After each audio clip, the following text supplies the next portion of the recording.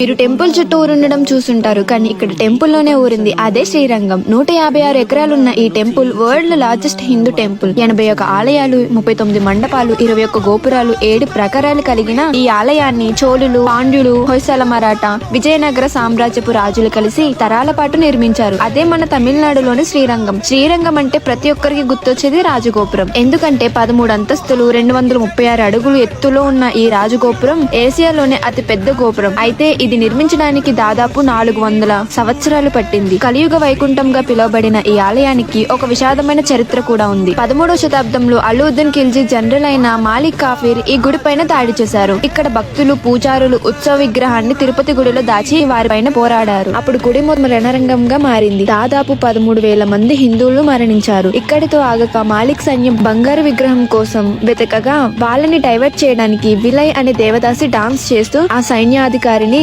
గోపురం పైకి తీసుకువెళ్లి చంపుతుంది. తను కూడా అక్కడి నుంచి దూకి చనిపోతుంది. మీరు చూస్తే 20 గోపురాలు రంగులతో ఆకట్టుకుంటుంది, కానీ ఈ యొక్క గోపురం తన త్యాగానికి గుర్తుగా తెల్ల సున్నం వేసి ఉంటుంది. శ్రీరంగం ఒక ఆర్కిటెక్చర్ మార్వలే కాదు, ఎన్నో త్యాగాలకి నిలువు. మీరు ఇలాంటి అద్భుతమైన చరిత్ర గల గుడిని దర్శించుకోవాలంటే ఖచ్చితంగా మీ ఫ్రెండ్స్ అండ్ ఫ్యామిలీతో ఇక్కడికి వెళ్లి విజిట్ చేయండి. ఇలాంటి చరిత్ర గల గుడులకి చాలా మంది భక్తులు ఎక్కువగా వస్తూ పోతూ ఉంటారు. ఇక్కడ బస్సెస్ కానీ ఆటోస్ కానీ చాలా రద్దీగా ఉంటాయి, కాబట్టి వీలైతే కార్ ని ప్రిఫర్ చేసుకోండి. మీ దగ్గర కార్ లేకపోతే కనుక మన లాంగ్ డ్రైవ్ కార్స్ లో అయితే కార్ ని బుక్ చేసుకోండి. మీకు అన్లిమిటెడ్ కిలోమీటర్స్ విత్ 0 డిపాజిట్ తో తక్కువ బడ్జెట్ కి కార్ ని ఇస్తున్నారు. ఇంకా బుకింగ్ డీటెయిల్స్ కావాలంటే 900478 అనే నెంబర్ కి కాల్ చేయండి.